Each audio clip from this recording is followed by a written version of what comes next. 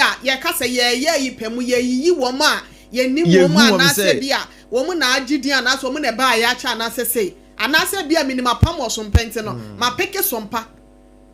so what am I saying and ma ko peke obi nso wa ase no ma ko peke obi say eyi sompa ye danda ye ho eyi o my God na mu nyina say bia sompa Dr. Blazer Foster say me kwa ye eyi orientation bi di ama sompa ebi adwuma ye fo nyina no ka se makwa yi sompa akrafo na makwa yi sompa nkuranza na makwa yi sompa tachimai adan ya sunwane takwa de ka wo ahine se de besi adwa na se ya ye nya sam ko wo ahine champo wo takwa wo kasa de obesi adwa na se me morning show ma de achie bia host now se wakwa yi Oheneyere yo no nya morning show host o we bisa say senior na why adada be bone na mai Samaya bibia kachira menti enti best yi uni se bia yempe kwan bia ene esi yi hase no makoma hu se bia ni nyina wo bia abamu bi se anya yenso minim se del sada options ana sada ways a wono betimi afa so se be ya sa niam wo ya obi nkofa yi se no hu tremupo because why sa so mpem asem no kre enipa ye nipa ye dwene ye watenka Enti say me ya de na so ye se wo ye yiyimu isi adan a we mla sompa fo mla ebia station we mla na stations other stations are one more 2 feet from other regions so abe cover say we e bom abaso na ye bom abaso no katamalefo mo te wono e ke beda na nko mo ate say adwuma so ya amaye ni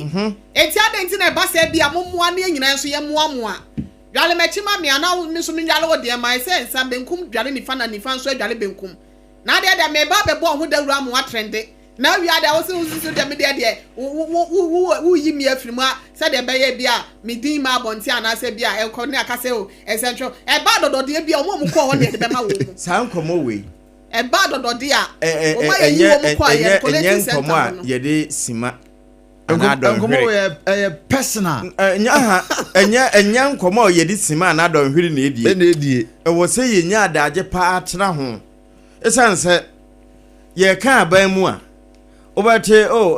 friends of the media nanso enya kokoduru the fourth state of the realm friends of Asimesi nanso eduru ba bia na enem ayira aye friends of personal what you say nanso de wono ma adoma so ye mu no yemfo mo de ne yemfo wo mo enwura mu kura na fe nkrata ne nsam ma anopa yano aye de nyina ye twese no kre ye twese twa etwi yesi ni nyina enim se njempre ni nyina ye yi ne e wakwana no so nyina eni ho tini anu aye den aye bomu den se ne obi gina bonkam na wo bohwe e de afro bi wo pepo so o senso nye fa o mpe kasa se ye de ensuo kura ye de twi yesi no aye de ohuru ye num no e ye kasa no kre ana duro na ye de twi yesi ne ye pepsodent cavity fighter asemnasi enti se obepe kasa na wonom kasa me nwa weta enye no ani na so ansa na no ya atwusi ubetwusi a pepsodent cavity fighter se wote cavity fighter enjampra ko na yekon no oh okay nkomi na adi usi ase no we ya frana atutubotom wo toto osinum abobone mu ntokuru no kre na emom ni obetimi akoyi sa njampra we ni atutubotom ni nyina afiri ho no eye pepsodent cavity fighter omodi pebito provision store ahodo say aja na meka pharmacy fo no say wo mo gibiton because some say ya duro ayeku yade ye wodi panum na ma nipa enka papa nya sebe pampan bone on say wa pampan de wo nka pampan de na je say ye wo nka na ewu hua ene nka no bon enya behwa na ehwam duwe ma ohwa no kre papa ni bi na bibia atimi akoyi edi ama na ma wose no nso ayedene osi achi no nso ayedene osi achi nam no na eno sa no wo bo apple no mu a wo bete gegraw witimi bodompem na bibia atimi aye fine o kasa manfo nyina atie na ne ma nyina aye fine me pa cho hwe bia na wusu botomu a tie ni ye ye wo 12 grams eno ye sachet witimi tobi ye wo 65 grams eno nso ewo ho eye tube correct one pa ni bi ene ye wo 120 grams ejakwa pack no ene ye wo 175 grams eno na na no be ye ho demonstration kire tiefo wa ha no say 175 no ye de 25 grams asan ka ho amana ko ye 200 grams na nso ne bo no se na ye tie gina ne gina yɛnkɔ n'anim ɛyɛ saa Pepsodent cavity fighter bɔbɔ ne mpe bito na ɛmoa pa ebia na wo se no wo haw ɛwɔ ho ɔhaw a wo wɔ ho no yɛbɛba so na wo haw na sɛ wo probi ne na wakasa wɔ ho a gye number si free yɛ nyɛ wo kapre wo frɛ nso so ayɛntew wo frɛ sen doctor ɛsen doctor okay 0800 161 000 0800 161 000 bia na won so wo pedodo na watu aton a won so gye number si 0800 200030 0800 200030 na onim pani akasa edi afa ho wo wie ne se anopa na onya twusia wie se no na wanom kasa na kyerɛ me nua wata na nnɔrehye wo body no kama anya saa ensuo ewo nipadua no mu no wo hwera de pa na nso nya nsuo bia na ɛwɔ sɛ wonom wo konom ya nom nsuo no a wonom ma so anom de agu botoro mu wonom ma so anom de agu sahye mu a wanhwe ye okɔgye typhoid ye say typhoid nso na etu atese no ensu papa betimi anom no ɛyɛ kasa natural mineral water dwumadie bi a wudie na wohia nsuo ɛwase no kasa natural mineral water ɛna mekamfo de ama wo medioni ado no kredi ne nyamesuro me tu akyerɛ kwan sɛ kokasa Loma Ventures na kyerɛ kwan no ɛwɔ Taifa enkran ha ya back hospital achi hɔ no na kotu de ton sisi a ana won so kotu baako a wode koyɛ odwuma ana nea wo pɛ ne dodo mu bia no yɛmfa ngu kai mo mfa mrɛ wo gye numbers no 0206 469 430 0206 469 430 and 0303 965 780 0303 965 780 na oni yen abonkomo kasa natural mineral water abudunsuo papa enie na on say yanom kasa no pay no wada ni mu ayenu kakra binya yanko kan ne ho hye hiti kasa natural mineral water ni bisisi a na menche wade na fa gum na fa kan ho hye okay we akwankyere we no ukọ na sofuo bi kan we kyerɛ wo a na waje 2000 a wa na apɛ esan sɛ we no eye free akwankyere yenye ho sika kɔpɛ Twisco energy food drink opesa hye no eye 2 Ghana cedis pɛ provision store na wa kyerɛ hɔ no ma me no wɔboaboa ne ma wo table so no busansa opɛ Twisco TWISCO Twisco energy food drink na eye food drink aduane papa na mede ma wa no pa ni we wonom nso a ejina ho saa na wo de ye adwuma na bibia ye fine afei anu ahodo bi te say vitamin B vitamin C D iron ene niam ahodo bebre na ewom ti anopa yi niam etimi de ache a good morning eye Twisco energy food drink upe bi to no mo ebebo pa nkoda ni ko sukuu no twa bi ma won wo de moncheche wo tamfo kra ma ni bi na wonyini nche na wonhunu ba bi Nyankopɔn wade wo beduru afei enuane no na wo ma mabɔ so nyina na e wachire bonus no meka na me de awie eye enafoto no a ema enafotre se na ye na apam tai kano no enafotre enchew esan se eye energy fortified wunya bi na se ekɔ nipadua no mu a ema wo na ema wani ha utimi ye adwuma no pɛi ema wonso no utimi nya ahoden papa de eye eboa amoman no enya wo so emfa so mama ni pɛ bitɔ provision stores ahodo ne shops ahodo mall ahodo supermarket ahodo nyina no uduru ho a oso pɛ Twisco energy food drink pɛ bitɔ na we no eye nia FDA age atuma hunu sampa Ghana koko papa no ahoden wo mu no eno ne ye de aye no eno bi no FDA ahwuma hu sampa we onomo a eye ahoden ko a pɛ bitɔ na emo pa eni pepito na emuaw na onumu wie a mepacho e kakra kombede wo enu ti ha just special local food aduane pefie hacho atomic kwa no so oben transition wa wose anopei don so aba pa ho sima no nan e wo fiduem ha bra no nwotwe bebo apem pepepe wa ye krado ya wade fufuo ne nkwan ahodo ne nyina bia si wa ma wo ya ye free kronkuma mu ne de to bia no mo nkofo no Twisco no ne enso ye edi fufuo anasi ye edi banku ene makwa na wache ya wanya wo macaroni kama ede aguso na o vegetarian so egu nchen na wanya gari kakra fish kakra oli anase kahuro kakra na wasenya na ntwinam piece bi ede akanase chicken bi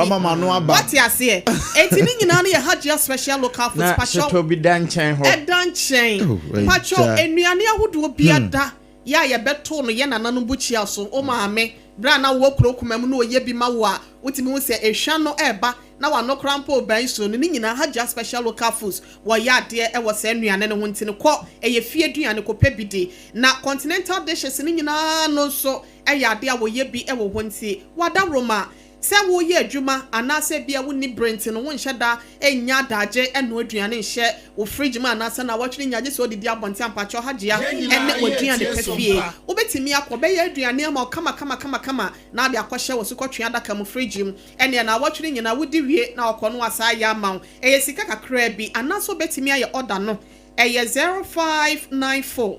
797215 0594 797215 and now 0246 359921 0246 359921 social media platform and I say handles ni nyina so no woko ho say TikTok and I say X and I say Facebook YouTube no Hajia special local foods we deliver enche na what the ababedru waboboa no na ye didi aye no mu die na from abona ye aye hume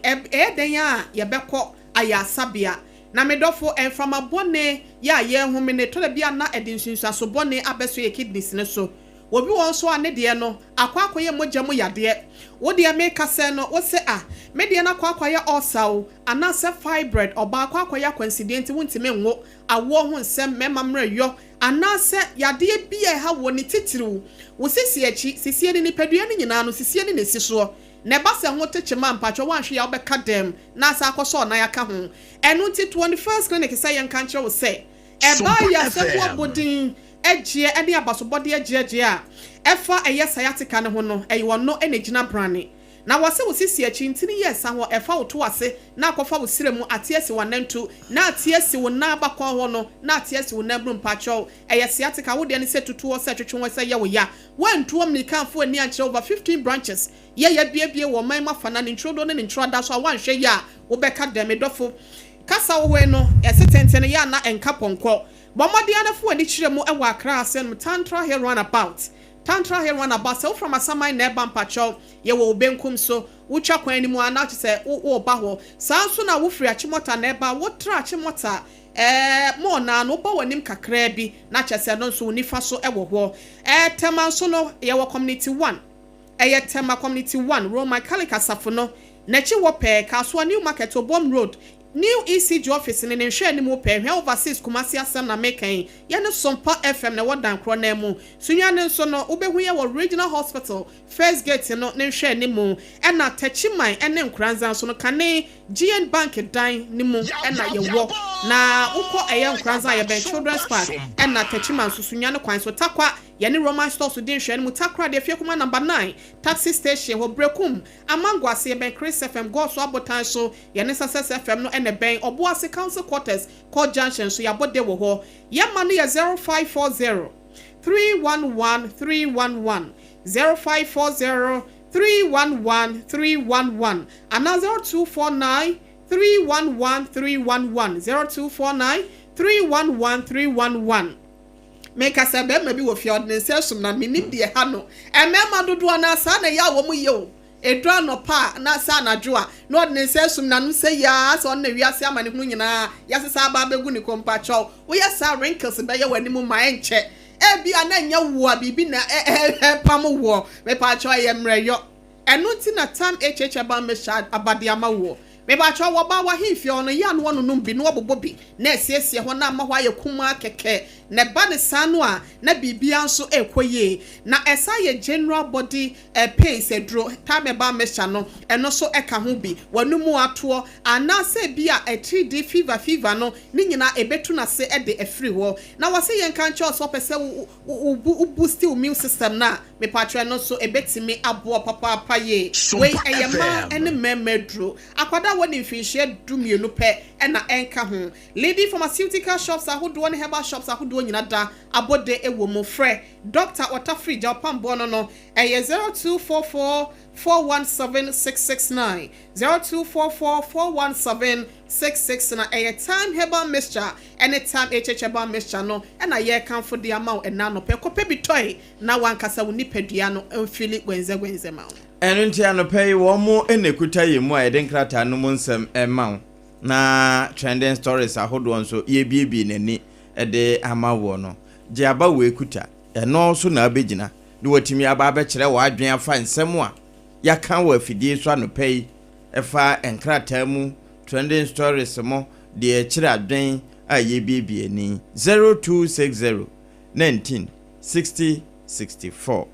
0260 19 60 65 fato ebre no so a ye bibie di atum me anopai uyi trending stories no eto nchen a me wo the new crusading guide obokrata na afi ye bre so sem the chronicle eno nso ewo ma na Odehyieba be de akire de ne kura wo graphic the obokrata no ekita me wa se was truth and accuracy every day and the Ghanaian publisher so ewa has an integrity and professionalism also the ne de aba and a daily statement the obokrata no so and ne day was wonya ye munti on the waden sam dodo na no ene no so e de aba be nyina so taw e de amamo ene na obese angona ne beka vamiyo esa Brian kono no mayonko samu nti mayonko makasa fameko carry me go yo mimi kita Ghanaian publisher wa ha Ghanaian Times nso ni na daily guidance so guide yan kama na some de Ghanaian Times de hyase e wa ha taw Ghanaian Times na ode abai was kakra ode aba ewo ahase nakokofo ena womo ebo kokoi we Brigadier General Maxwell Obuba Mante nakokboso wono ena wo wa hai ena wo che se upe we license me pacho se ne Ghanaian Times de bae no upe we license nakokho nko na betimi akọ Narcotic Control Commission. Yeah, ode beye den. No there. Unya Ghanaian Times. Okay. Wachiri mu wa ha. We no me boss we ense me boss we ntino. Was say acquire real license office. Nako. Acquire real license from NACOC only. Okay. Do pay real license. Konako for. Okọ ha no akọ chiro m na enti a pay real license. Wonderful. It's a few minutes I was me chire mu kwachire no. Okọ akọ chiro m na enti a pay real license. Narcotics Control Commission. Ko mo ho. Okọ no m de mawa oho son. Okay. Wo man fa ma no m he odi mi na na say. Yeah. O pe de akọ ye hekuru ni anim na Sompa. Na Mampani, na mfoni ya Ghanaian Times de ba de na de ase mfoni na ya shadow nko a ase na Ghana mampani ani ma ayo mfoni ya wa ase etata so aya shadow nko a oye mampani munya isa na munye niye ase mampani a lifted ban on sale of public lands enti kanana na de tabono de ato say ye ton abansase no yesi apeja o enti eja one who truck ne capre bia one don heman kambom ne enko ramsa site o nko pe kakra no nden ka won kan bone na mo frifo ka atofo ho enti ne on dey ba ha no bui power posts almost post 45.5 million profit in 2024 sikaba mfaso nkwa kakra wa de aba ewa ha no and I say global exports of share in 2023 share bata ye nkuto ye say ye mfa nkwa ama no ne Ghana na di kan 2023 wow Ghana na di kan 2023 asem kase bia na akire bio eno ano no semfo adwempo a me di wie Ghanaian Times say fix urban transport crisis to restore commuter dignity yeah inti to say yankran ha ne ye kumase ne ye urban areas no sane ya kobadie enkoyie no aban hwe na wonye ne mu ahyenti ade no wonkeka ne yie no wonkeka enko papa nti every 1 minute aban ba se twema nkanya bone Ghanaian Times say move on we de bae no mame train ni ye adwuma na ye adwuma correct wonderful Apam for daily graphic and to us was CNDC's Bedu elected Akwatia MP. Na chese yankasa yenua bema lawyer Bernard Bediakon Bedu ya ukojina mu NDC amanyoko ni di mu Akwatia by election no hono wono na wedi enkunimu a penyipa ya wono iso kogina mu ema wonom no waso ne nsa ya wapeja e de akere se yewura somedu okoko na so yewura Bernard wakwa akodi ne so enkunim ewo ho na justice tokunos remover ignite public reaction na say chief justice ya twina sense kakra ka se committee no enhwehwe ne nsemu eche se waye eniemo hodie eniemo hodie bi ewo ade a emra no a wono ankasa wonim no yesu wonim dia won sede ono ankasa edemra no etietia fom wabu ni di chinte no ene onkotena nchen committee no ede wonom so report by no mampanya agina so eyi na se akonwa se won konkotena fie sanse wanye ne ye na no ene osi amafo dodo na ene de wano ato sansem wesemu bia eno so ho nsem no daily graphic de obokrata no wode aba IGP engaging special operations team on Savannah conflict so wonim say yewra inspector general of police yewra Christian Tete Yohunu ye kase ya wone special operation team ya wonom ewo bole ene ne mpotemo na kwakasa sebe ya Savannah mantemu menteme ho ase ya ama ne ho minister wo no wo behwe no ama adwebrel ene komiye so asori we ene ensemu a anopa daily graphic de obokrata no wode eba ya yenso ye di biasom ene wanya fa daily graphic ya no pay ma menso memfa the new crusading guide na nsemu ama wo so no wakane nyina nso ewo akire bi ya chief justice de eka ho na wodi baako bi aba beto no wo se e chense wo mo yisini na posi wo mo special unit a wo mo hwa abonofo samso no na won kopia ahya aman warehouse bi e wo ho na wo mo se aburo pa wo mo aboa no agu ho nya aburo kuma na akuafo na e wo man yi mu anso wo mo fanya nsakwan awia wo enti wo mo kobusam na ye chese ye indiafo bi warehouse nom enti wo mo wo ho ye adwuma no ekade wo mo ni police fo nka to mamento na brebre wo mo nya ebi mo pa achi aso America sei ehonsem eda the new crusading guard the bokrata no emu anopai wasanso de aba beto ha chese se ukọ baabi ti se ede sei Tessa family no wo mo se Regi Manuel foi kire se empotem ho no ye wo mo nsase ho na container sisi anka wo mato fasui ye bubu ato agu ne nyina ne se court adi ama wo mo se ho ye wo mo de a wo mo mefa na Tessa abusu ane se nokoro bi anim wo mo nyintom the new crusading guard democrata anopai de eso no ene no Memfa the Ghanaian publisher moso tawa ha na Ghanaian publisher ena ekita me wa ha wo kire se ene oye de ne akwatia wono a na trende akwatia ye green eno nsem wa ha eno se mampani mfo ne da ha na se ne Ghanaian publisher ha brofo de baaye no you can sell state lands President Mahama left bank you can sell state lands hey young grofwe binu mo wa eso achimota kwa ye ne ka ho se no se abanza se ani ye nko ho momo okay se no kwa ene be ye ye wi ani kwa adenta housing ne ho so ya ko pe bi ato ho enti wadi abawa ha was you can sell state lands mampani na ka say na enra chief sofo azoka one minority leader ne MPP vice chair ani wo mo aka ho na brofo o yusu wa ha no atiefo on hwe se ne wo tworo brofo no eno na eda ha kese from aha to ha no we mienu no eno ne ne asofo azoka yusu ye na mema no ye miduru nti agya betimi aboa me a de wo hen kese ne atro ne kakra yo no ne say yo no na wo mfimfini no ena de exclamation sign is citro no ye ntiamu nti ni sa we de ansa na ntiamu na ba no ye de o de ne dikan don't know him boy me we e de ni kese ya atro ne mienu kese yo no oh your mother just mama he I just said the ninu amfa ne kiki no amba so na won kan ntam ha na bi but when you say bia go and tell your mother say kwam de enya no bi na no welcome na ya atem de die your mother oh there be say video ni nyina ye hu video na say the oye ne nsa no yo wo bi ni because NPP ni ne ka say one ne fly ya bi ni when e ka kire wo say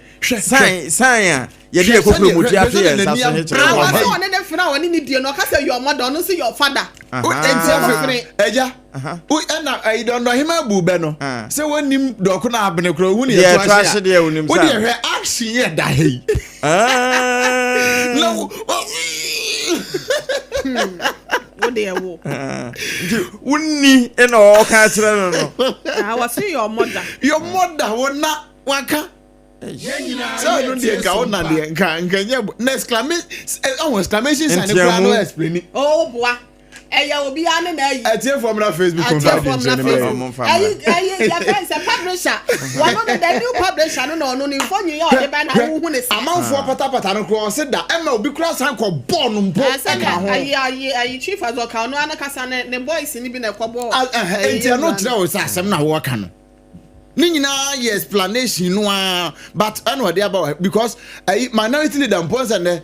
no nsia ka se no so kro wo kan say chief azoka say wo so obeku no eno dey abai azoka threatens to kill minority leader assault NPP vice chair and yells your mother. We are the new publisher ni ono dey ba he no and I dey Yes, ne say na o tie mu say na what oh to the new publisher chapter nra verse akwatia na what ya na say wona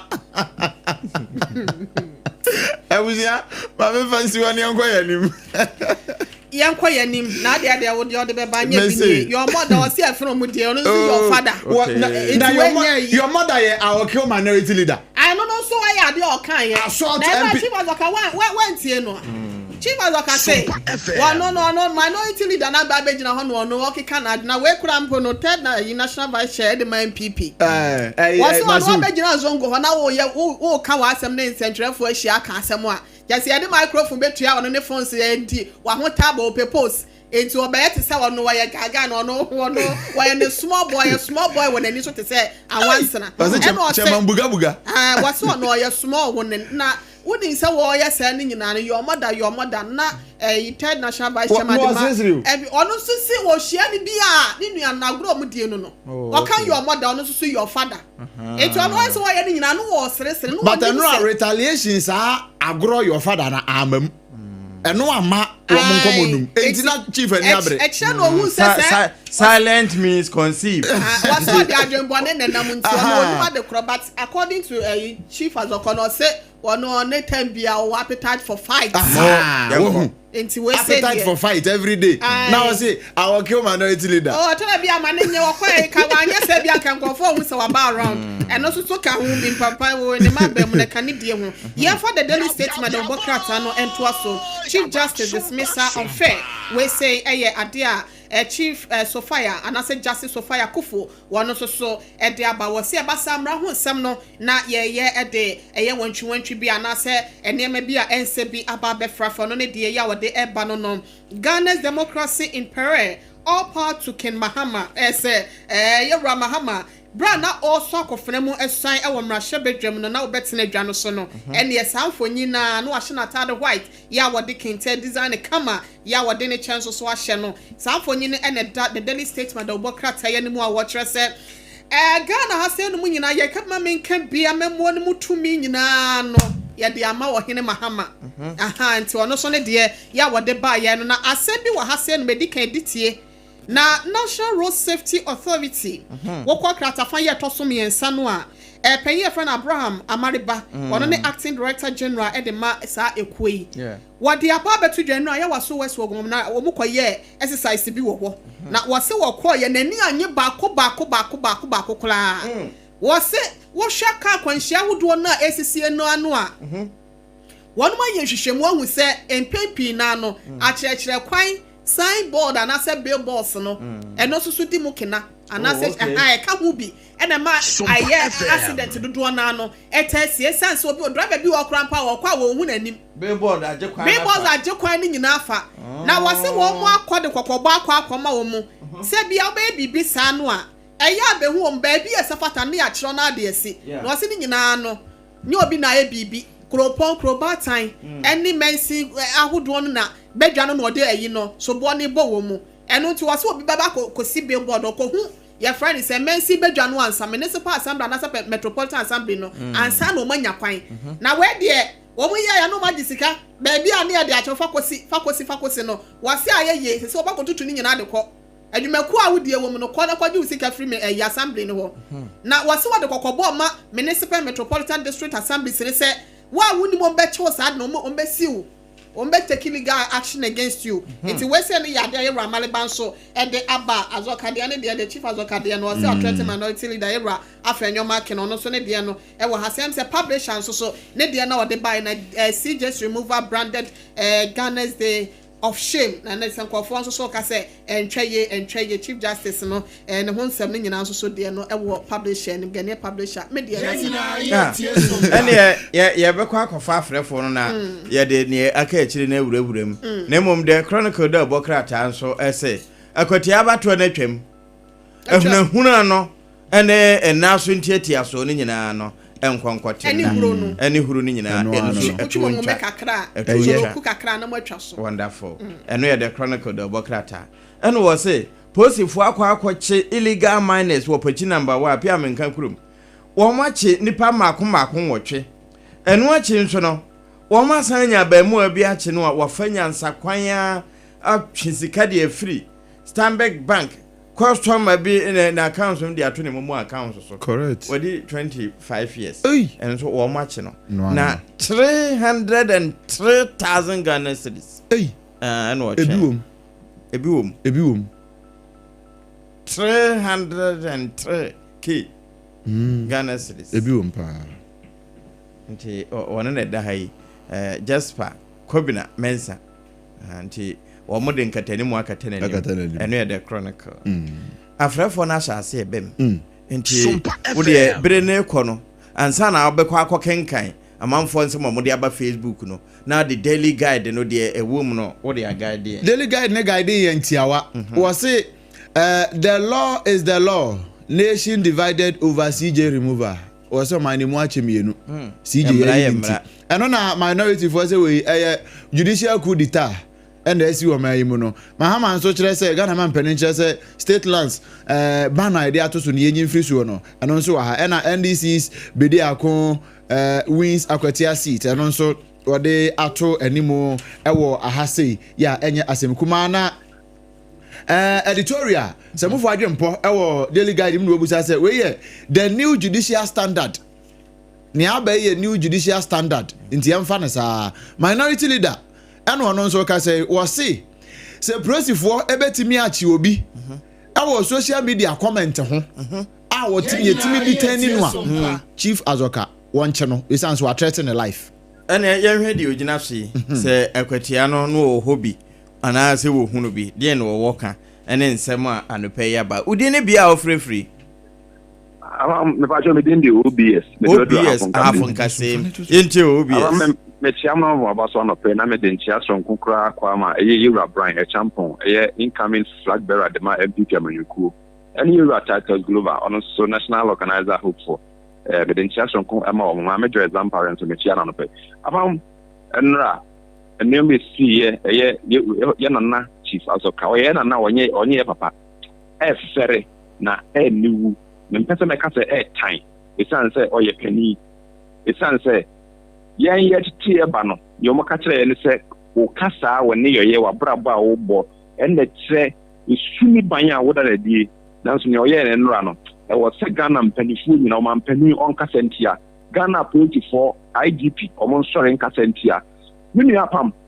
judiciary no enne ni judiciary ye peribio judiciary no e so mampani bi kotokuo mu judiciary no enne ye sinitras judiciary no enne o man ni nyina bi apani e si apana ma mi 7 years abone de nko na waye se empuye ntini se charge no se mpo waye nfuso a na ye be gu nanimu asese abra onu fo we extra se o man no ebinu pese o mo de o man no che wo botum de ye ope na so bi bia wona mre Ghana fo nka wa komanto o ye MPP fo ye organize ye nyoma ye na me ogidie se 2028 aban Odehyieba Brian champo bi de mu a wo de kunde ba na sisi o man me da so nya mi na twapa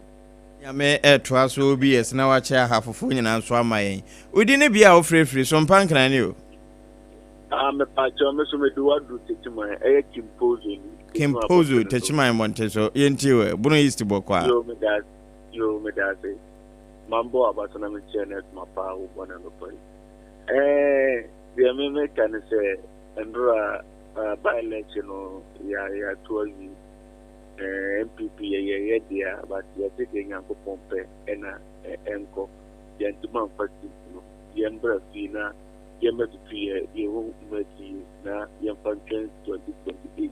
election but the see so for azoka the window adoye babia na wanyina dripa enu kan say oya sane mai because only chama buka pro no e dey o dina tell you more about this you are my brother but stay no when you abre e to da via meno or ye to abanu babia akanfo no kosia no enana bi mu ne we lami mu once no almost but babia people for ne kosia na ntopa ena ye den ye ku e dey say basa ni atu trasem e people for ntimistre yes to for na atu trasem ne basa no enye hobi enne se jomama e president na se e ba mi atimba ye past vice president esa president mako ya ni vigilante ni basa no se di enye hobi na membra we chief justice a president ayu enchaye meno enye mama because NDC ewo position na no muka to mupa chief justice on the nti se mi de mi se next EC boss but wo muka hu se emre yindi kato nje de Ghana position pia no wa safe Apam ponton there Apam for super obetima you for because they dey the mama e democrat na tonsu na that say we didn't be free why do some power yanko yo anopa mo juma da mo juma pa nyame chiramu anopa mi saka de na mi chia honorable by tampon incoming Sompa FM na mi chia incoming national chairman David Kankambodi mi chia na kai ono Sompa for national organizer and I had Asafia Sompa for woman national organizer you look at that da otum university ni ye tisi akwati ya be hyewo na ja sisi nya to super guso e hwaju nti hwaju die na je de wadi nkunim so democracy no na me akwati ya no de me gitum se e ya dane ni ba people otimi kwa NDC o ade somebody na de nti me ya na nya me nwanwa bebre se people wi ni wo what I say goes way 4 years depend what na so on transaction kwa jiribia e be sa de atakere no enti mi se asumbi aba na mun papa asoka se wano mi kwa nam gazo ya brandi o ini se oluma no wa ajin sa no adan on ta kan de yesa da bia jumbre ba kan ye kwa kwete ndi wante ogo keti confusion o za no onye no na o ma no bo a e bobo agu ntisi na pampa so bye bye we didn't be free Apam original point nya ngada fe Sompa techima boko dia apo yankwa no pay yanko pa do e apam nya mi shamo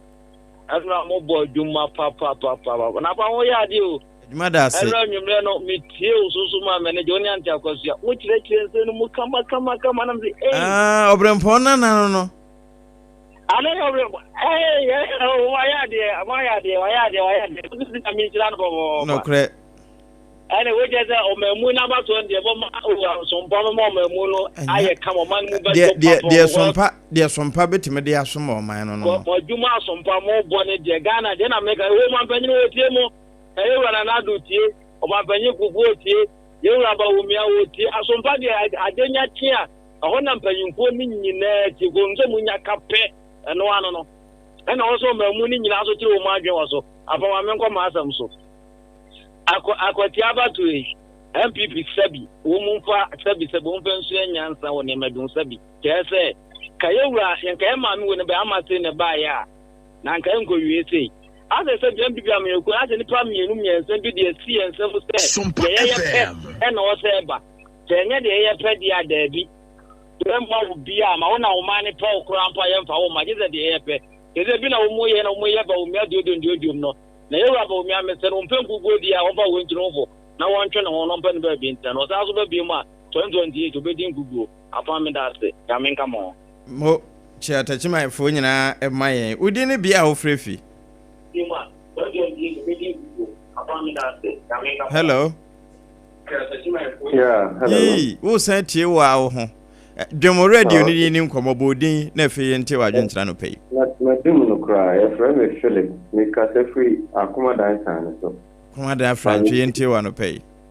San so enye French san so. The editor ma me chia me honorable MP, Dr. Fritzi Asamoah no bema na me chia me constituency chairman Mogman. Na ye tie Sompa. Na me repo kakra. Na mesachia ye president President Mahama. Na ya ka kire ni yesre no. Se Ghana tumi ni na ehye ne nsade ye se de o ye ne nantin ni dia. And chief advocate yesre no. E ma ne ne fi because comment any nsembia advocate and ra o kan no ara mo sem se onu obikum ye friend say ye leader, the minority leader or parliament.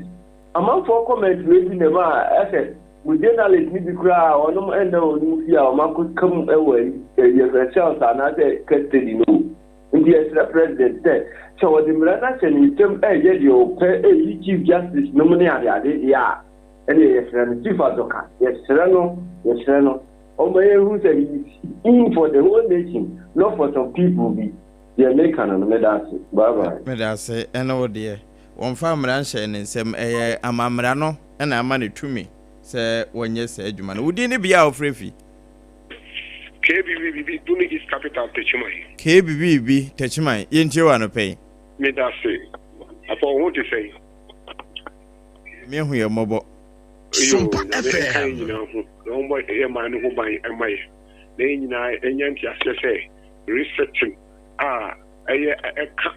mom will John Dramani Mahama, or your supreme leader at the Baye, and your media the womb a Omani you enter now. What dear to say, obey Ghana my Amana say Afata, Ama Yumudi Apija. Amana mine so and they said that Tokonu no correct and Yama Uncle Ye Amanoa Abrabo Sanity and to know one some boko no one peril for front Anonia at the full so we're gonna need a very Yamano. Now they told me who out who say they didn't say Yapa Azoka any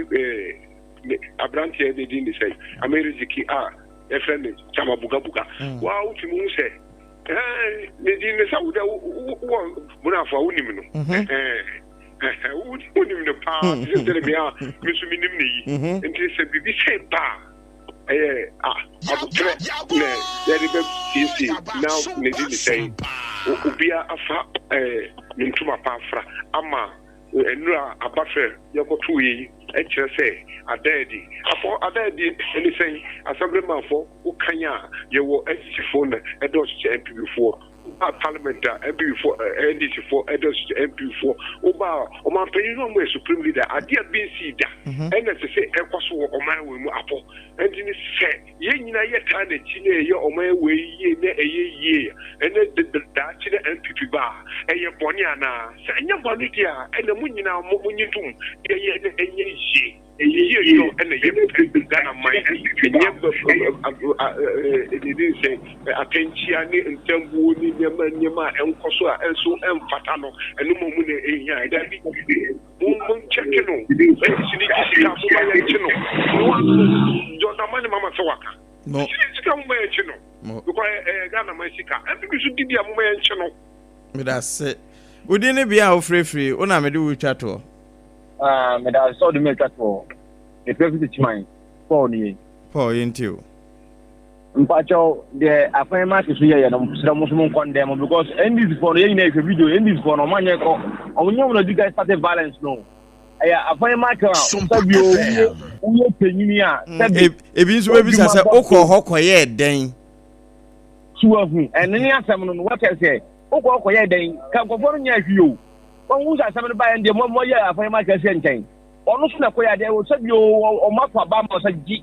o matter ba umpo for ato aba ma say Jacob na kopem kuntobram udi yi zongo I say niema wo ya emfata nko an no ye ono se de kokum because MPP for now be the free and this one can say apoy market no nkofo e ba be MPP for now MPP for now be the free what I say into no omono sa fa na ko nkan huye e wo niema bebre hu because wanyimi that na omodo be kan sama a tira o masa wo pase no akoye se no waye wo post ba wo mi sabi we better na wa man ma so be di so ade oh masa mo asempetia afi yenwura ne ngoma no so na ensem a amanfo di bia beba wo madwenkyere ne akam na yemsore na fe yekofa agudi mu ye monitor ni anko na wa hina champon was it Uncle Bejo Rough? Now, some sister, Dr. Brother Foster, orientation. Now, some I'm far your wine, you know, before you know, I didn't crown a politics in the idea. I think Uncle Bejo Rough. No, correct. Yes, sir. Morning now, no one comes to him. Ransford, do the needful. Now, teacher, could you tap in your susu? What is video about? Body na yamre. I say over the years, by-elections in Ghana have mostly been won by the ruling government, so it is no news at all. When the NPP was in power, after winning the 2000 election, it won Bimbila constituency. And one bobo ni na so ha, no one no so dia ba no correct. Ne dia no so dia ba no. Masood, Edifri Bantima Kumasi, say a country called Ghana where wonders will never stop happening. Assuming that if this unnecessary statement made by Azoka is coming from an NPP member, by now, Angonipan Wada prison, Kedigre wanted. Now that's what they say. But if I say, all hope is not lost yet. We shall win 2028 elections with a majority in parliament. Ghanaians will, in the coming months, regret for voting against the NPP. Anyways, special greetings to Godfred Ayim, aka Nana Henkan. Also, the message, Odehyieba Ewo Aha. And so, and no, I think, sir, a brand new tea. Yeah, because you're more boy. Happy birthday, Ma Enoch Texan. One also come say happy birthday to you. Me do for radem kwaso ensure na ono mo enkwatinti ahoden ne apomden ewo mo na oma okruwa enyema emuso on top no watamfo no tinti mo na se duesi esubonti radem wa han empo de biara the executives we love you so much inta yanko safo be ma safo kan tanka ba nti yensore so na sabi anuma no kire dua so a wajebo yempese ye begebo nti yemo abo ye ho na ja yemfa ne akansi ebo no nye price o I say you can't to tax you can't to and your bottles tax and bats name my to into empese a to be kan and your bats but a tax that tax and so you to into there you can't to asem a to sikato e ho asem ne you kan ye fancy no pay ye mo bibia triple A mine Japi Apam Dadaa. Me did Oheneyere, my mayor boy Siama Brunya, na fe. Obrempong Oheneyere, Kwaku Ampoma. This is our own. Let's cherish our own. Ghana Premier League is back again. I say this is our own. Let's cherish our own. Division 1 League is back again. This is our own. Let's cherish our own. Ghana Premier League is back again. This is our own. Let's cherish our own.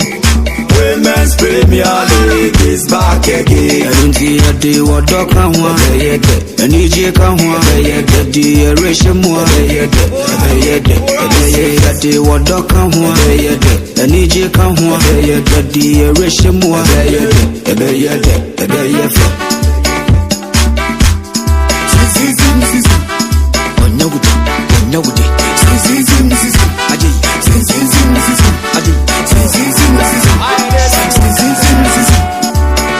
Since the days of Baba Yara, we've been there. Ghana Premier League is back again. Since the days of Baby can't find a come money in Montreal. Or bomb me name a busia home. Media no shame me busia. If I want to so I want to so. She, Mamma can't show. Media, my Mr. Danny. Media no shop papa. The exhibit cost I read the I do. Abba, a mayor shall see you. Intimura no namukan for Musam. Oh, Debbie, Pepsodent 200 grams for no one some the you. Hey, Coco. Pepsodent Coco promo no near a Pepsodent Cassieda Danoa. Now the 25 grams aka home. Jewodie, na bow bush your home by. Na show same day. Every aji dragon crash way. Na fana moko. Yeko ye train your garden. Na me prane. Mama,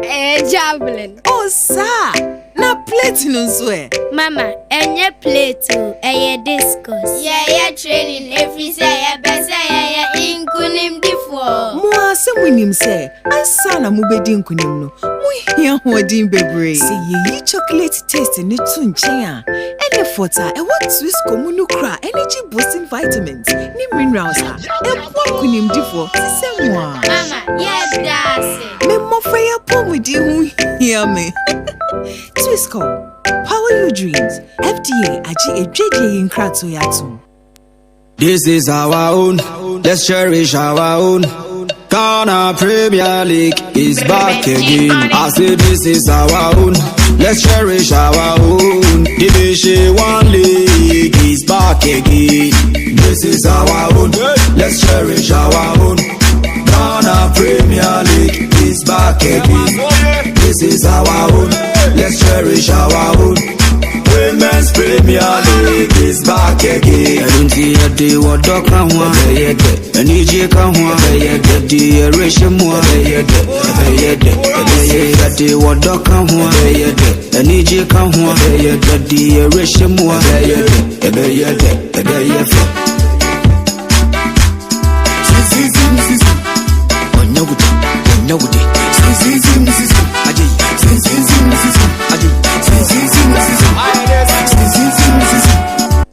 Nonson Apam Simano Aduana Sia Sompa 106.5 FM so eni abraso ya da gudemu sam ena to aso tiawa na first service enso etimaba na beto aso bia so etima kama secure sanitary part ana proke ho bi ena da gudemu sam eba oba abosuma akontu no ebe secure e da ma American for secure sanitary part e da ma ene anope so medumafo ba center Dr. Time da so also yare fabra na fabra to sno to ase emfa man pokua se mayra ehwa ene wo enu yankra ha sei enti wo nkra ne patama ipacho fo no chemu o pokua se mayra ne kona Dr. Time da so on fabra to yare no sno to ase emfa man men kase yare we dia no na de meko wom da bi anu tia medumafo ba center ba oba bedi e dia man awie mrem du fo no chemu o ya so yakuma senso no ye wabu akwa agogo ya ne apan school no na edin hwe no 0244 774-282 0244-774-282 and I say 0500-727-215 now me do more for about Santa for and so kasa mineral water ano pay abudunsu aye je no eno aye kasa mineral water me pacho se open su papa anum ene ano pay a mesrew aye kasa mineral water na wode obaje na bia so etime aye kama na otwawe ye nyina program sa hodo me dia me ko kuma se ne patam no nsu aye je ade bibia no na kasa mineral water eno ntino wonso kwajo de na bibia so entime enye kama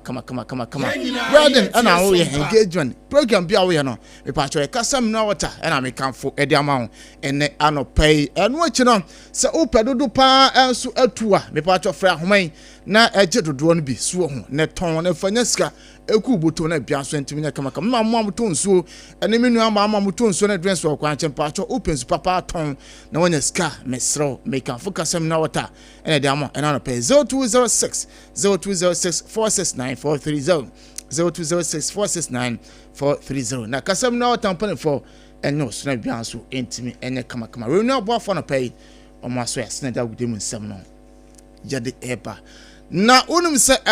ena sports minister ebe my update e dey for Ghana Gen World Cup qualifying matches na otwewe ya na se na otwima eda ya num nyakopon adoma etine yawo yebo against Chad enu achine adwoda ye ne Mali enu ebaba so wa Accra Sports Stadium na Honorable Kofi Edi Adams oya Sports and Recreation Minister enu otonsa de French Jensen for samumra na Blast of Ghana budget medical ministry no ana say medical come ban no diagi tumune ne anya tumune no amumra na ensentro for me mama beef and as me beef won enso so ehonti enu sports minister ebo no na pepepe and o sha ensentro for our ministry no enso aso no den sempi enso atudwa na me aduma bo so wa de betim no ya bo so e de ama ati for de be kam so akina ba ya de munsem nyina enso e de ama na minister chirema budget estimate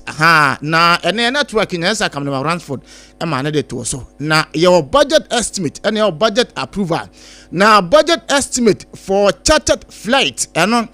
$300,000 and our minister Nichima amone koma aban na no mpanifo enso etima approve ye at the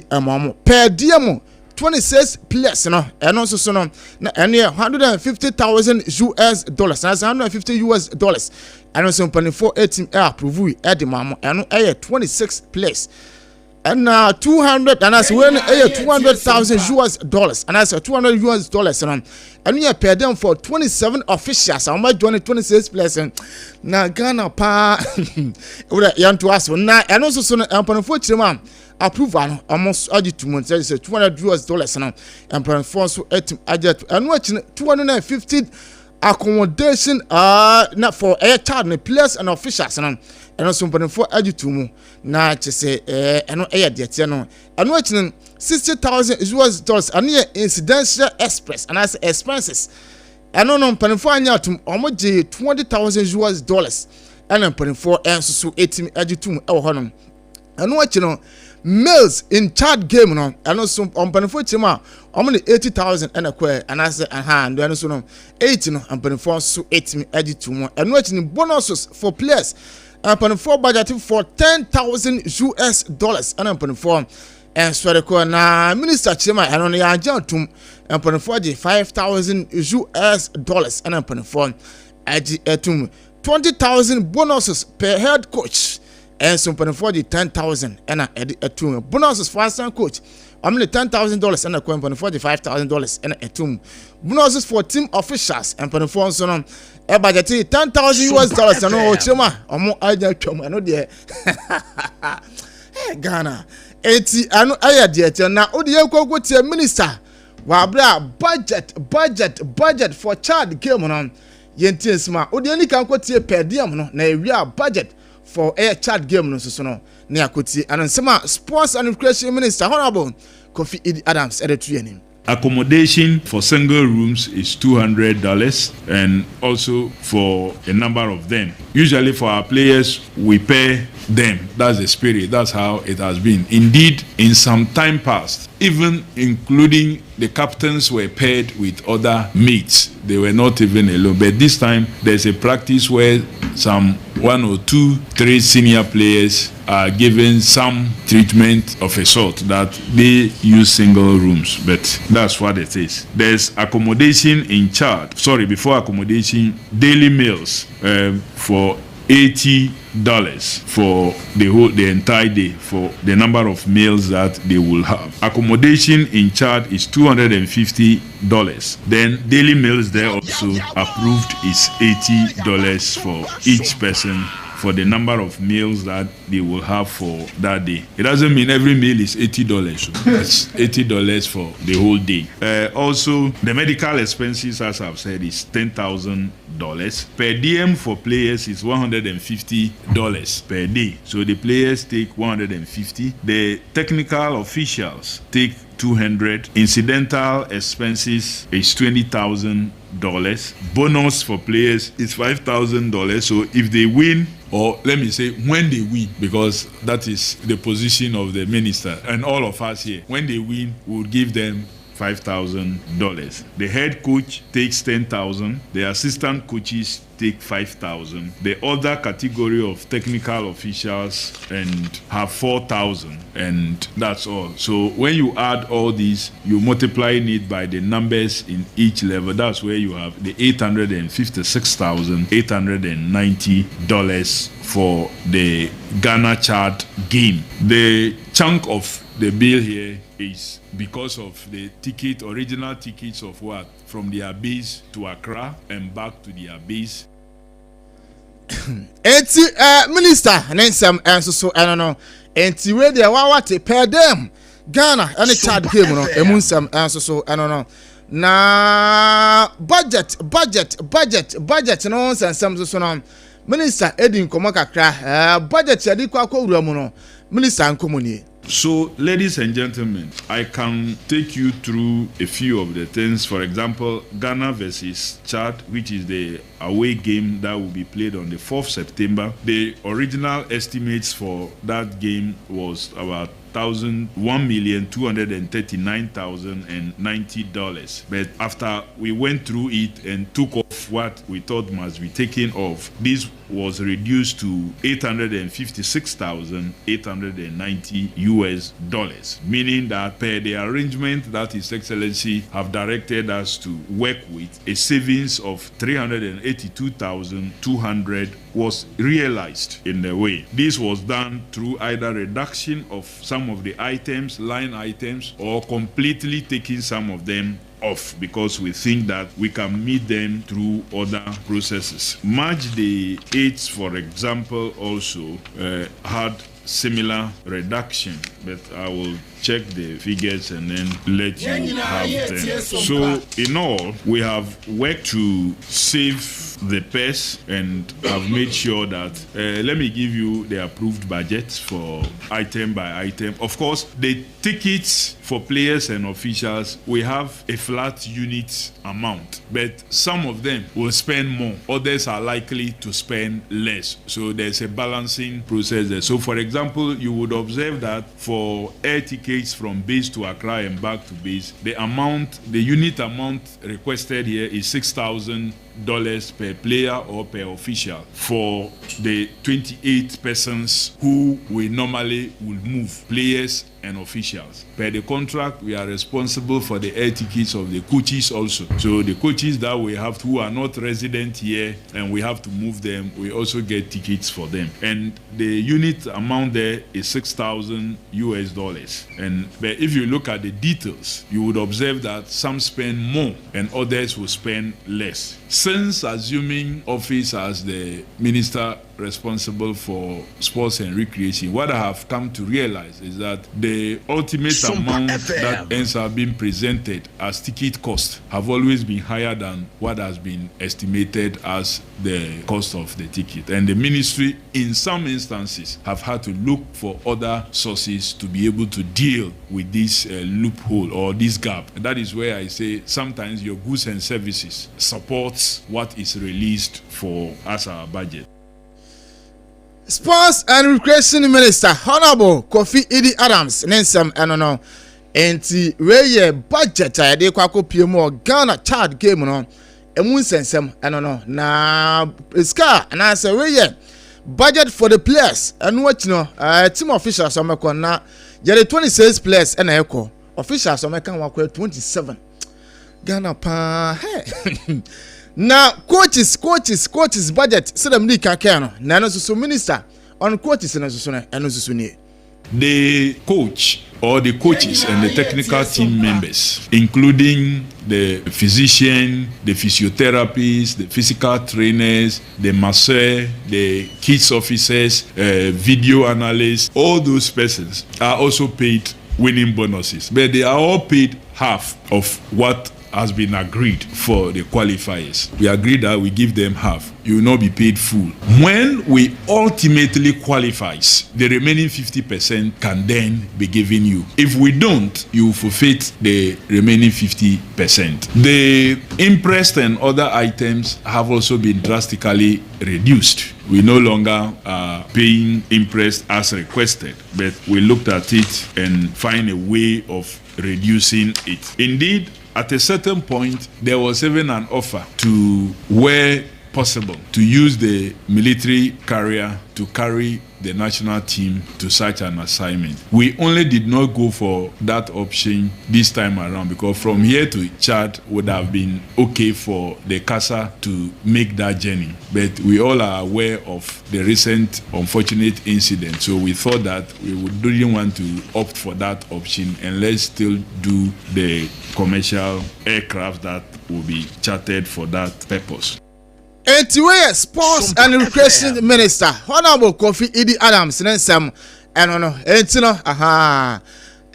wakani nyina antiwe de what was first no na ye budget minister say me kan kire mo da na we die fa ba betiti ni nti Ghana be di ho abubu acha next week na e won sem na tima ye ya na ye feel minister